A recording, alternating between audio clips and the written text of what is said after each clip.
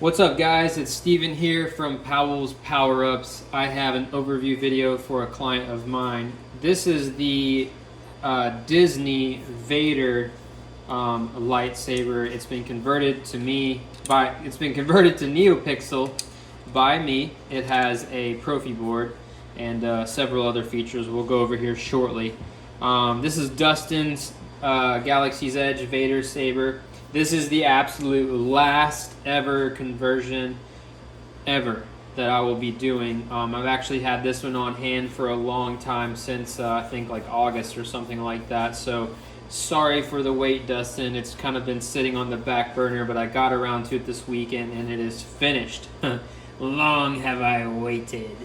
But it's done now. This is your overview video. Sit down, get comfortable, we'll talk about everything about it. So let's just look at the actual hilt itself. The first thing you might notice when you get it is the shroud is 3D printed. Now, when you originally sent this to me, the shroud was plastic, just like the clamp here. The black clamp is plastic, right? So is the shroud. And one of the big reasons why I don't like these conversion sabers is because when you try to disassemble them, it's a ton of work. It's very stressful, and then usually parts break in the process because they're plastic, and then they're held together by a lot of glue. So the shroud was actually glued on, and as I was trying to get it off, I broke the other shroud. So I actually had a metal replica one on hand. I actually tried to sand it down to get it to fit, but it was just too small and it wouldn't fit on this really big hilt. I sanded it for weeks and weeks and weeks with my Dremel, thinking I could get it to fit, but there's just no way it's happening. Like, it needs to be machined. So it was plastic before, and I figured, okay, well, I'll just 3D print one. So I took all the measurements and I 3D printed it, painted it black, and it's a black 3D printed shroud now. So you can only really tell if you're have it up close and you're eyeballing it. You can kind of see the 3D printed lines in it, but whenever you're just messing around with it, can't really tell too much. But anyway, so that's on there. I got your wires back on there. This doesn't do anything. It's just glued in place.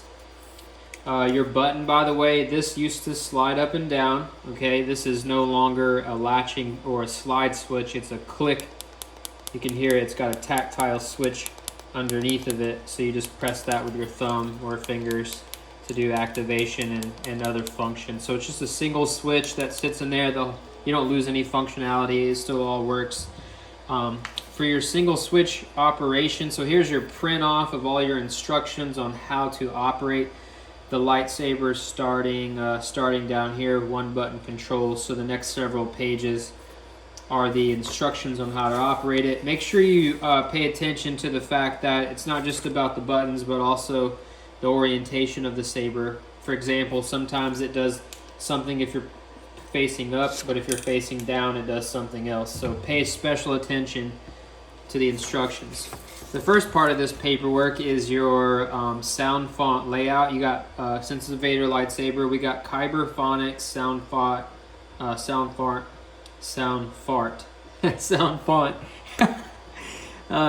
Father version 2 has all of the different movies and how Vader's saber sounds: A New Hope, Empire Strikes Back, Return of the Jedi, Rogue One. And then you got Battle version 1 and 2 are just two extra light side fonts I threw on there from the Star Wars Battlefront game, also from Kyber Phonics, so they sound great. So there's your different fonts. I have here like the little quotes, the font sounds that play as you're cycling, kind of identify what font it is. So you'll hear normal Vader breathing, fast Vader breathing, damaged breathing. You'll hear a back to tank and then Vader breathing for the Rogue One. And then for these, they're just like Star Wars beepy sounds, but you'll know because they're different colors. This one I have set up as blue.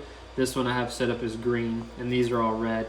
And they're just audio flicker blade styles. So keep your paperwork handy. You'll need that. So let's talk about your connector. I got you an 11-pin custom Saber Shop connector with the custom Saber Shop metal blade holder. So it's adds some weight to it, makes it feel very high quality. You have one blade retention screw on the inside there. To access it, you're actually going to take the shroud off. So this thumb screw is what holds the shroud on. So you can just loosen this thumb screw here a little bit, and then you're going to pull the shroud straight off. So this is your black 3D printed shroud. Now your single set screw is right there. I'll give you an Allen wrench for that. It's an 832, but that is this set screw for blade retention, for holding your blade in place. Okay, so whenever you put your blade in, we'll talk about it later, but you put your blade straight in, you push against the spring-loaded pins. You never ever twist your blades because you don't want to bend those pins.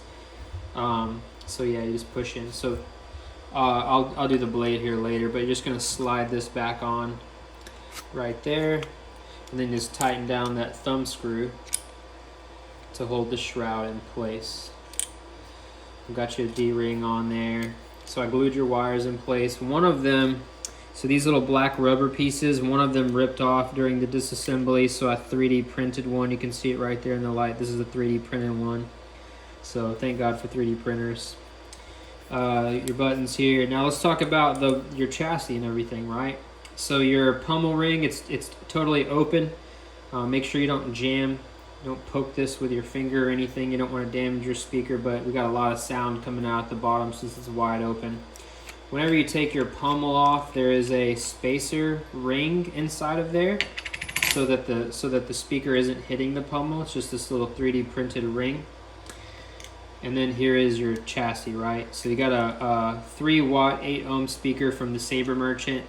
All you do is just kind of like let it come out a little bit. Don't pull straight out. You want to do like a lefty-loosey kind of thing, so you can uncoil the wires, because there's wires that go up inside of there to the switch and to the emitter.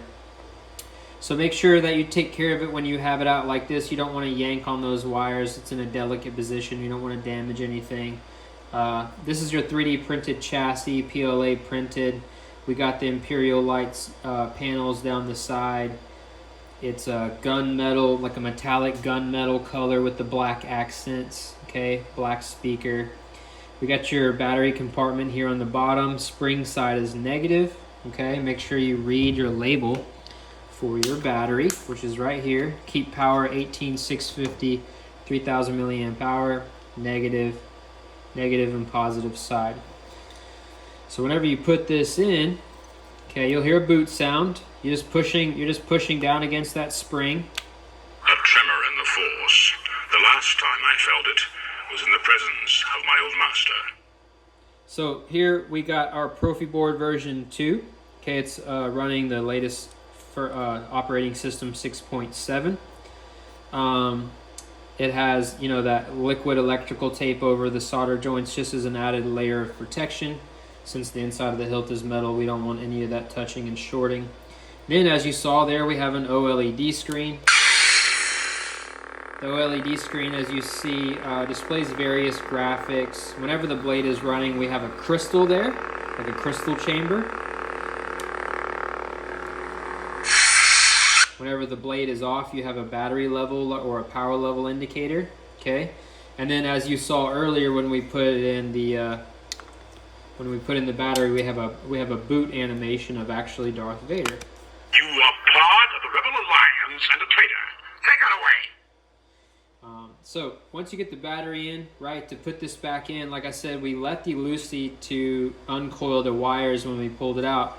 Now we want to righty-tighty to give those wires some coiling so they kind of compress like a spring, and then we're going to gently set it back down in there, okay? Now sometimes the switch plate or the clamp piece here has a plastic pole that goes down into the hilt, okay? Now the chassis goes until that and stops when it touches that plastic pole, and makes it, prevents it from going any further up into the hilt. But sometimes I've noticed the wires, when you're coiling, can get between that plastic pole and the chassis, and it might not go down all the way. It's actually doing it for me perfect now, lucky me. But sometimes you may notice it may not. So if it does that, don't force it, don't jam it in there, just take it back out, recoil, and then put it back in.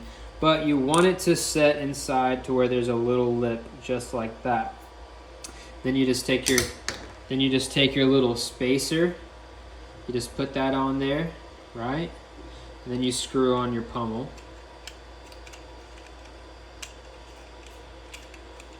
And that will secure the chassis in place, prevent your speaker from hitting the pommel.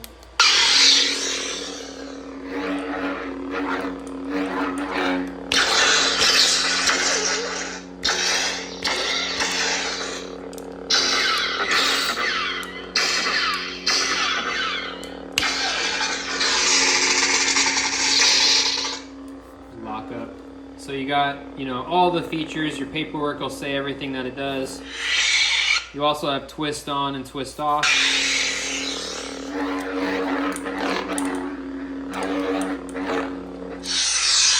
So lastly, you have a NeoPixel blade built by me. Okay, 32 inches long, NeoPixel inside, custom saber shop connector on the end. I'm actually going to turn the camera now and put the blade in and do a little demonstration for you.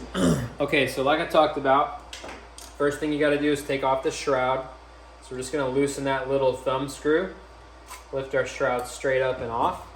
We're going to take our blade, we're going to push it down into those spring-loaded pins, apply pressure, use our wrench or Allen wrench and tighten down that set screw into the blade to hold it in place. Okay. Then we're just going to take our shroud and go up and over the whole blade.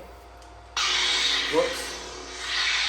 Very bright and beautiful, as you can see. We're just sliding that shroud back down, tightening the thumb screw to hold it in place. Okay. So here is your Vader saber. Right.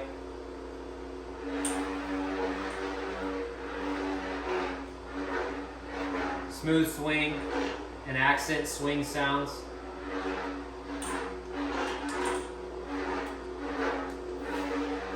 Right, we got that beautiful retraction and extension. We got flashing, accidentally triggered a force effect there.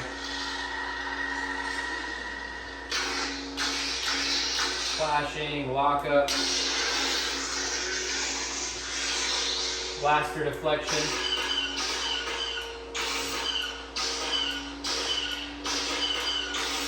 Tip drag.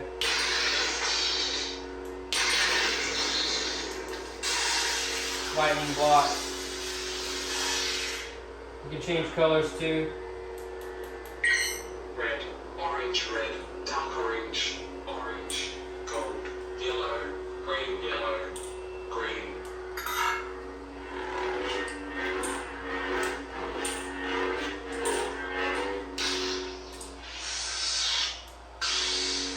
I'll change it back for you. White, red. Got force effects. Your men deactivate the hyperdrive on Millennium Falcon. Alright, man, so there it is. That is your Vader saber. Sorry for the long wait. I've just been super busy with school and getting ready to graduate. But anyway, it's done. Enjoy it. It's the last conversion I'll ever do. But it's a great saber, so I think you'll like it a lot. So thank you for choosing me to do your install, and may the force be with you.